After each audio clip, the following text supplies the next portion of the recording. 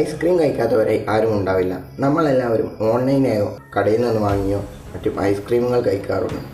പക്ഷേ ഐസ്ക്രീം കഴിക്കുമ്പോൾ ഏകദേശം പകുതിയാകുമ്പോൾ നമുക്കതിൽ നിന്നൊരു വിരൽ ലഭിച്ചാലോ? അതെ, ഞാൻ പറഞ്ഞു വരുന്നത് 2024 ജൂൺ 13 നടന്ന സംഭവമാണ്.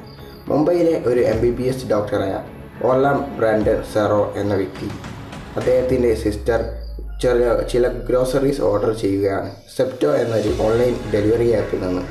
അങ്ങനെ അദ്ദേഹം സിസ്റ്ററോട് പറയുകയാണ്, ഒരു 2-3 ഐസ്ക്രീംസ് കൂടി ഓർഡർ ചെയ്തോളൂ എന്ന്. അങ്ങനെ മാംഗോ ഫ്ലേവേർഡ് ആയിട്ടുള്ള 3 കോൺ ഐസ്ക്രീംസ് ആയിരുന്നു അവർ ഓർഡർ ചെയ്തത്.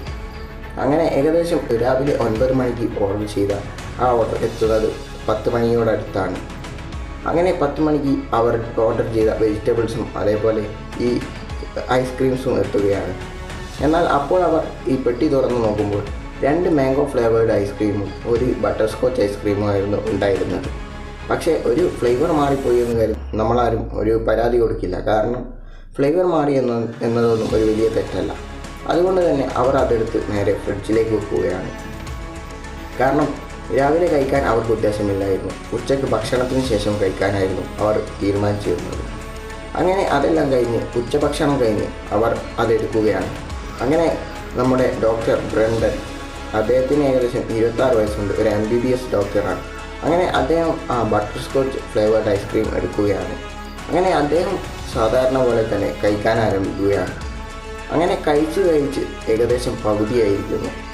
അപ്പോൾ അദ്ദേഹത്തിന് ആ ഐസ്ക്രീമിൽ നിന്ന് എന്തോ ഒരു കട്ടിയുള്ള സാധനം കടിക്കുന്നതായി തോന്നുകയാണ്.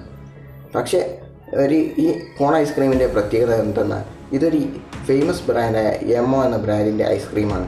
അതുകൊണ്ട് തന്നെ ഇത്തരത്തിലുള്ള കോൺ ഐസ്ക്രീമുകളിൽ സ്വതവേ പിസ്ത, ബദാം, അതേപോലെ ചോക്ലേറ്റ് പീസുകൾ എല്ലാം ഉണ്ടാകാറുണ്ട്.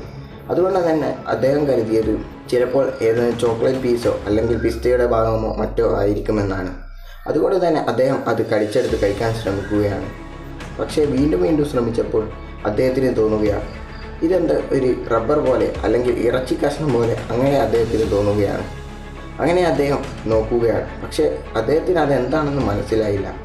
അപ്പോൾ അദ്ദേഹം ഐസ്ക്രീം ചികഞ്ഞുകൊണ്ട് വീണ്ടും അത് നോക്കുകയാണ്. അപ്പോഴാണ് അദ്ദേഹം ശരിക്കും ഞെട്ടിയത്. കാരണം അദ്ദേഹം ഇത്രയും നേരം കഴിച്ചുകൊണ്ടിരുന്നത് അല്ലെങ്കിൽ കടിച്ചു വലിച്ചുകൊണ്ടിരുന്നത് അതൊരു മനുഷ്യൻ്റെ തള്ളവിരലായിരുന്നു. അദ്ദേഹം തന്നെ പറയുന്നുണ്ട്, ഏകദേശം 1/2 ഇഞ്ചോളം വരുന്ന ഒരു മനുഷ്യൻ്റെ തള്ളവിരൽ, അതായിരുന്നു അദ്ദേഹം ഇത്ര നേരം കടിച്ചു വലിച്ചുകൊണ്ടിരുന്നത്. അതിൽ അദ്ദേഹം പറയുന്നത് തള്ളവിരലിൻ്റെ ഒരു ഭാഗത്ത് എല്ല് കാണാമായിരുന്നു, അതേപോലെ മറ്റൊരു വശത്ത് നഖങ്ങളും ഉണ്ടായിരുന്നു. ഇത് കണ്ട അദ്ദേഹം പെട്ടെന്ന് തന്നെ ഒരു അസ്വസ്ഥാവസ്ഥയിലേക്ക് പോവുകയാണ്. അദ്ദേഹം കൊടുത്ത വാർത്താ പ്രവർത്തകരോട് അദ്ദേഹം പറയുന്ന കാര്യങ്ങളാണ് ഇതെല്ലാം. എന്നിട്ട് ഇവിടെ സംഭവിച്ചത് എന്തെന്നാൽ അദ്ദേഹം ഒരു ഡോക്ടർ ആയതുകൊണ്ട് തന്നെ ഉടനെ തന്നെ പോലീസിൽ കംപ്ലയിൻറ്റ് ചെയ്യുകയാണ്. അതിനു മുൻപ് തന്നെ അദ്ദേഹം ഈ DNA എല്ലാം നശിച്ചു പോകാതിരിക്കാൻ ഈ വിരൽ പെട്ടെന്ന് തന്നെ ഐസ് ബാഗിൽ ഐസ് ക്യൂബ്സ് നിറച്ചുകൊണ്ട് ഫ്രിഡ്ജിൽ വെച്ച് പ്രിസർവ് ചെയ്യുകയാണ്. അങ്ങനെ ഇദ്ദേഹം അതായത് മുംബൈയിലെ മലഡിലെ പോലീസ് സ്റ്റേഷനിലേക്ക് വിളിച്ച് പറയുകയാണ്. അങ്ങനെ അവിടെ ചെല്ലാൻ പോലീസ് പറയുന്നു. അങ്ങനെ അദ്ദേഹം ഈ പോലീസ് സ്റ്റേഷനിൽ ചെല്ലുകയാണ്. അങ്ങനെ പോലീസിനോട് ഈ കംപ്ലയിൻറ്റ് പറയുകയാണ്. അതായത് ഞാൻ കഴിച്ചുകൊണ്ടിരുന്ന ഐസ്ക്രീമിൽ നിന്ന് എനിക്കൊരു വിരൽ കിട്ടി. ഇത് കേട്ട പോലീസ് പോലും ഞെട്ടിപ്പോവുകയാണ്. അതെ, മനുഷ്യൻ്റെ വിരൽ നമുക്കും കിട്ടാറുണ്ടാവും. ചിലപ്പോൾ പാറ്റ, പല്ലി അങ്ങനത്തെ വല്ല ജീവികളുടെയും അവശിഷ്ടങ്ങളൊക്കെ ചിലപ്പോൾ ഐസ്ക്രീമിൽ മറ്റും ലഭിക്കാറുണ്ട്. പക്ഷേ ഒരു മനുഷ്യൻ്റെ തള്ളവിരലാണ് ലഭിച്ചത്. പോലീസ് പോലും അത്ഭുതപ്പെട്ടു പോവുകയാണ്. അങ്ങനെ പോലീസ് കേസെല്ലാം സ്റ്റാർട്ട് ചെയ്തു. ഫോറൻസിക് ഓഫീസേഴ്സ് വന്നു. അങ്ങനെ അവർ ടെസ്റ്റിനായിട്ട് ഈ വിരൽ കൊണ്ടുപോവുകയാണ്. അങ്ങനെ കേസുകളൊക്കെ നടന്നുകൊണ്ടിരിക്കുകയാണ്.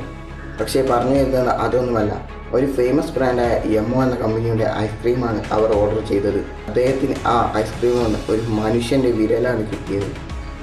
ഇവിടെ എന്താണ് നടക്കുന്നതെന്ന് ആർക്കും അറിയില്ല.